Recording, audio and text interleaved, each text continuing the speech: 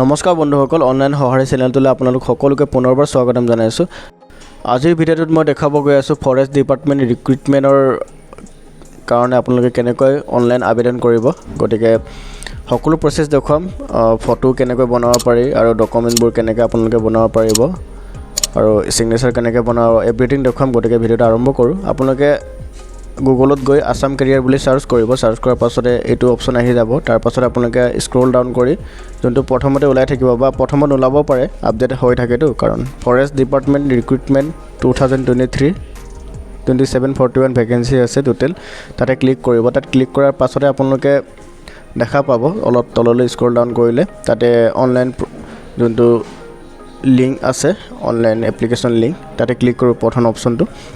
তাত ক্লিক কৰাৰ পাছতে আপোনালোকৰ যোনটো একচুৱেলি ইয়াতে আছাম পুলিচৰ যোনটো অফিচিয়েল ৱেবছাইট হয়, সেইটো ৱেবছাইটতে ৰিডাইৰেক্ট কৰিব। ইয়াতে আপোনালোকে লগ ইন কৰি আবেদন কৰিব পাৰিব। মোৰ আগতে কৰা আছিলে ৰেজিষ্ট্ৰেশ্যন, গতিকে মই ৰেজিষ্ট্ৰেশ্যন কৰা নাই, ডাইৰেক্ট লগ ইন কৰিছোঁ। ইয়াতে চাওক, আপোনালোকে দেখা পাইছে ইয়াতে এভৰিথিং ওলাই গৈছে। প্ৰথম যোনটো অপশ্যন আছে ইয়াতে হৈছে আছাম ফৰেষ্টৰ যোনটো ৰিক্ৰুটমেণ্টৰ এডভাৰটাইজমেণ্টটো। ইয়াতে চাওক, আপোনালোকৰ যদি ড্ৰাইভিং লাইচেঞ্চ আছে, ড্ৰাইভিং লাইচেঞ্চ দি আপোনালোকে এপ্লাই কৰিব পাৰিব দুটামান পষ্ট বেছিকৈ। গতিকে লাইচেঞ্চ যদি লাইচেঞ্চত ক্লিক কৰিব য়েছ বুলি, তাৰপাছত আপোনালোকে ড্ৰাইভিং লাইচেঞ্চৰ যোনটো কপি হয় সেইটো ইয়াতে আপলোড কৰিব লাগিব। সেইটো 200 KB ভিতৰত হ'ব লাগিব। আপুনি JPG বা PDF ফৰ্মেটত দিব পাৰিব। একচুৱেলি ইয়াতে PDF ফৰ্মেটতে দিব লাগিব। মই আপলোড কৰিলোঁ। আপলোড কৰাৰ পাছতে আপোনালোকে নেক্সট ছেভ এণ্ড প্ৰচিড কৰিব লাগিব। ছেভ কৰাৰ পাছতে নেক্সট ষ্টেপলৈ যাব। তাৰ পাছতে আপোনাৰ যদি আগতে কৰা আছে ৰেজিষ্ট্ৰেশ্যন, একো তেনেকুৱা বেলেগ ডকুমেণ্টছ আপলোড কৰিব নালাগে। ইয়াতে চব অলৰেডি আপলোডেড থাকিব। যদি কৰা নাই ৰেজিষ্ট্ৰেশ্যন, যদি আপোনালোকে নতুনকৈ কৰিব বিচাৰে বা সেইটো কৰিব নাজানে, তেন্তে মোক কমেণ্ট কৰিব। আপোনালোকক মই সেইটো ৰেজিষ্ট্ৰেশ্যন কৰা এটা ভিডিঅ' আপোনালোকৰ কাৰণে মই বনাই দেখুৱাম। তাৰপাছতে ইয়াতে পষ্টকেইটা ছিলেক্ট কৰিব লাগিব। আপুনি যোনটো পষ্টৰ কাৰণে এপ্লাই কৰিব আৰু যোনটো পষ্ট আপুনি বেছি বিচাৰে এপ্লাই কৰিব, সেইটো পষ্ট আপোনালোকে প্ৰথমত দিব। ফাৰ্ষ্ট প্ৰিফাৰেঞ্চত আহি যাব। তেতিয়া মই ইয়াতে দি আছোঁ। মোৰ মতে মই যোনটো মই প্ৰথম প্ৰিফাৰেঞ্চ দিছোঁ ইয়াতে ফৰেষ্ট গাৰ্ডৰ, সেইটো ফাৰ্ষ্ট প্ৰিফাৰেঞ্চ দিছোঁ। বাকীকেইটা মই ছিলেক্ট কৰিছোঁ। ইয়াতে মই 5টা পষ্ট মই ছিলেক্ট কৰিছোঁ। মোৰ লাইচেঞ্চ আছে, গতিকে মই দুটামান পষ্ট বেছিকৈ এপ্লাই কৰিব পাৰিছোঁ। যাৰ লাইচেঞ্চ আছে, LMB মিনিমাম LMB লাইচেঞ্চ থাকিব লাগিব। LMB লাইচেঞ্চ থকাসকলে 5টা পষ্ট এপ্লাই কৰিব পাৰিব। এতিয়া মই ছেভ এণ্ড প্ৰচিড কৰিম। প্ৰচিড কৰাৰ পাছতে যোনকেইটা আগতে মোৰ কৰা আছিলে ডকুমেণ্টছ আপলোড, এভৰিথিং মোৰ ফিল আপ কৰি থোৱা আছে। জাষ্ট মই অকল ইয়াতে পষ্টকেইটা ছিলেক্ট কৰাৰ পাছতে নেক্সট ছেভ এণ্ড প্ৰচিড কৰি গ'লে লাষ্টত মই কনফাৰ্ম কৰি দিলে মোৰ এভৰিথিং হৈ যাব। আপোনালোকে এনেকৈ কৰি ল'ব। তাৰপাছত ইয়াৰ মেইন প্ৰব্লেমটো হৈছে, মোক কিছুমান ভিউৱাৰ্ছে কমেণ্ট কৰি আছিলে যে ফটো আৰু ছিগনেচাৰ কেনেকৈ ৰিচাইজ বা কেনেকৈ কৰিব পাৰিব লেপটপত বা ডেস্কটপত। সেইটো মই লাষ্টত দেখুৱাম আপোনালোকক কেনেকৈ কৰিব। তো মই প্ৰথমতে ফিল আপ কৰি লৈছোঁ। মোৰতো অলৰেডি ইয়াতে ফটো আৰু ছিগনেচাৰ আপলোড আছেই, তথাপিও মই কেনেকৈ বনাব পাৰি সেইটো মই দেখুৱাম। ইয়াতে মোৰ এভৰিথিং আপলোডেড আছে। জাষ্ট আপোনালোকক মই অলপ ভিউ কৰি দেখুৱাই দিব পাৰোঁ। মোৰ অলৰেডি আপলোডেড আছে, গতিকে বা মই চেঞ্জো কৰিব পাৰোঁ। মই চেঞ্জ নকৰোঁ আৰু অলৰেডি মোৰ সঠিক চাইজতে মোৰ আপলোড এভৰিথিং কৰি থোৱা আছে। গতিকে মই একো চেৰখানি নকৰাকৈ মই নেক্সট ষ্টেপত গুচি যাম। ইয়াতে প্ৰেজেণ্ট এড্ৰেছ আৰু পাৰ্মানেণ্ট এড্ৰেছ ছেম আছে, গতিকে মই টিক মাৰ্কটো ক্লিক কৰি ছেভ এণ্ড প্ৰচিড কৰিম। ছেভ এণ্ড প্ৰচিড কৰাৰ পাছতে মোৰ আকৌ নেক্সট ষ্টেপলৈ গুচি যাব। যোনসকল কেণ্ডিডেটে আগত ফিল আপ কৰিছিলে, ব্যক্তিয়ে আগতে ফিল আপ কৰিছিলে, সেইসকলৰ কাৰণে বহুত সুবিধা হয়। ইয়াতে বিশেষ তেনেকুৱা একো প্ৰব্লেম নাপাব। জাষ্ট লগ ইন কৰি আপোনালোকে phone number through the log in কৰিব পাৰে। ফোন নম্বৰ আৰু ডেট অফ বাৰ্থ প্লাছ আপোনালোকে এপ্লিকেশ্যন ID যোনটো আছাম পুলিচৰ, সেইটো থ্ৰু দি আপোনালোকে কৰিব পাৰিব। ইয়াতে মই আপোনালোকক জাষ্ট ডকুমেণ্টছকেইটা ভিউ কৰি দেখুৱাইছোঁ। এনেকৈ আপলোড কৰিব পাৰি। আপলোড অলৰেডি কৰি থোৱা আছে।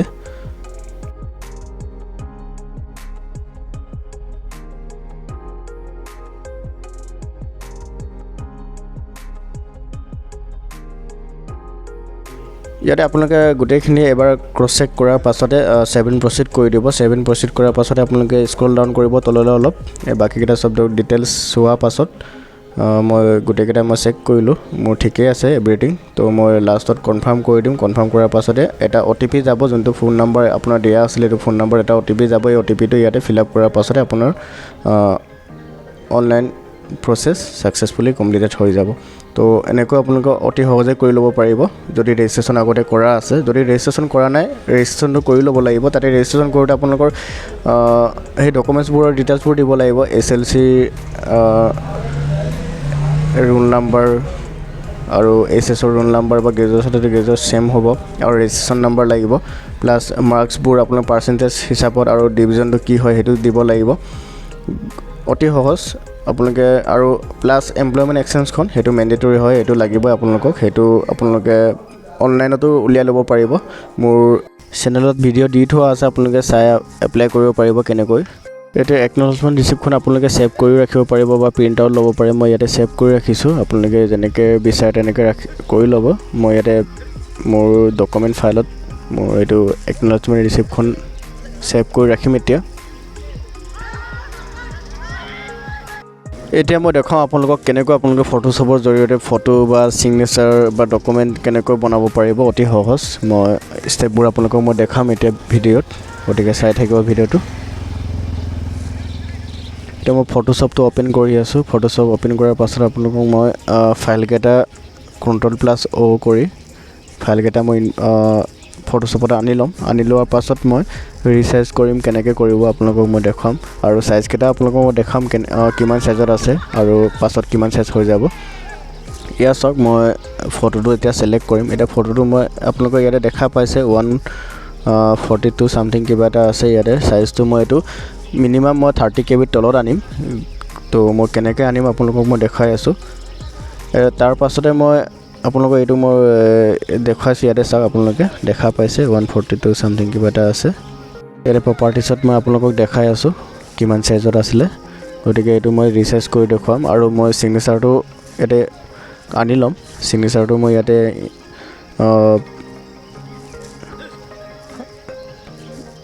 কৰি থোৱা আছে মই স্কেন মই এটা ক্ৰপ কৰি এটা সাইজত বনাই ল'ম 30 KB বা 20 KB তলত বা 30 KB তলত তো মই এইটো ফটো আনিলোঁ এতিয়া মই ক্ৰপ কৰিম